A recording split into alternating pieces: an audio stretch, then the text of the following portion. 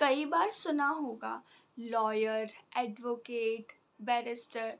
लोग वकीलों को अलग अलग नामों से पुकारते हैं, बट ये कॉमनली नोन नहीं है, सब लोग जागरूक नहीं है, सबको पता नहीं है। बट लॉयर, एडवोकेट और बैरिस्टर में बहुत मेजर डिफरेंसेस होते हैं। तो आज हम वही डिफरेंसेस डिस्कस करेंगे। तो हम पहले बात करते हैं लॉयर की, जहाँ जो व्यक्ति, स्टूडेंट कह सकते हैं, लॉ की पढ़ाई कर रहा हो और उसके पास लॉ की डिग्री हो, उसे हम लॉयर कहते हैं। बट वो व्यक्ति ना अपने क्लाइंट को कोर्ट में प्रेजेंट कर सकता है, ना ही उनकी दलीलें रख सकता है, ना ही उनके साइड से उनका केस लड़ सकता है, क्योंकि वो अभी बस स्टूडेंट है, इसलिए उसे हम लॉयर कहेंगे। अब वहीं दूसरे हाथ में बैरिस्टर है। अब बैरिस्टर क्या होता है? अब कोई स्टूडेंट वही लॉ की पढ़ाई इंग्लैंड, ब्रिटिश जैसे फॉरेन कंट्रीज़ में करता है, तो उसे हम बैरिस्टर कहते हैं। अब बैरिस्टर क्या करता है? बैरिस्टर भी स्टूडेंट ही होता है, उसके पास भी लॉ की डिग्री ही होती है। बैरिस्टर भी अपना केस या फिर किसी और का केस कोर्ट में नहीं लड़ सकता। बैरिस्टर ना ही क्लाइंट्स को कोर्ट में प्रेजेंट कर सकता है। तो लॉयर और बैरिस्टर में आप डिफरेंस समझ ही गए होंगे।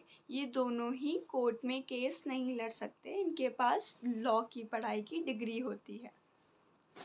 अब हम लॉ की पढ़ाई तो कर ली, अब हम कोर्ट में केसेस कैसे लड़ सकते हैं? अब हमारे पास एक बार काउंसिल ऑफ इंडिया का एग्ज़ाम है, जो कि हम देते हैं, उसे पास करते हैं।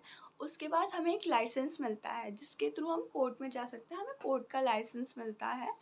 उसके बाद ही, उस एग्ज़ाम को पास करने के बाद, इतने सारे स्टेप्स के बाद ही आप कोर्ट में केस लड़ सकते हैं। किसी का भी, अपने क्लाइंट्स को भी रिप्रेजेंट कर सकते हैं, अपना पूरा दलीलें भी रख सकते हैं, आप सारे प्रोसेसेस कर सकते हैं।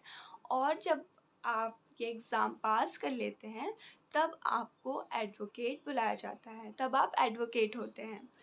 तो एग्ज़ाम पास करने के बाद जब आप कोर्ट में प्रेजेंट हो सकते हैं, अपने क्लाइंट्स के बिहाफ से लड़ सकते हैं, तब आपको एडवोकेट बुलाया जाता है।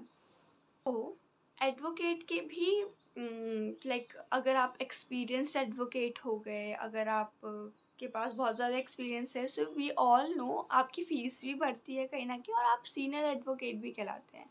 आप फिर उसके बाद हाई कोर्ट्स में भी लड़ सकते हैं, हाई कोर्ट्स में भी अपने केसेस लगा सकते हैं।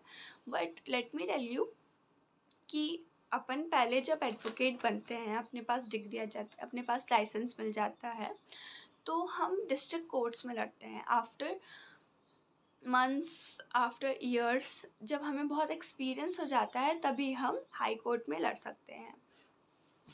अब एडवोकेट से सीनियर एडवोकेट तक का सफ़र तो हमें समझ में आ गया। अब सुप्रीम कोर्ट में केस लड़ने के लिए, सुप्रीम कोर्ट के लॉयर बनने के लिए, एडवोकेट बनने के लिए हमें क्या करना पड़ता है? Advocate on record exam clear करना पड़ता है। आपके पास क्वालिफ़िकेशन होनी चाहिए उस एग्ज़ाम की, प्लस आपको वो एग्ज़ाम क्लियर करना है, तो आप सुप्रीम कोर्ट के एडवोकेट रजिस्टर हो जाते हैं। ये थे 3 types of advocates: advocate, senior advocate plus advocate on record, AOR। तो अब आपको बैरिस्टर, एडवोकेट प्लस लॉयर में डिफरेंस पता ही होंगे। आई होप ये जानकारी आपके लिए यूज़फुल रही हो। Thank you.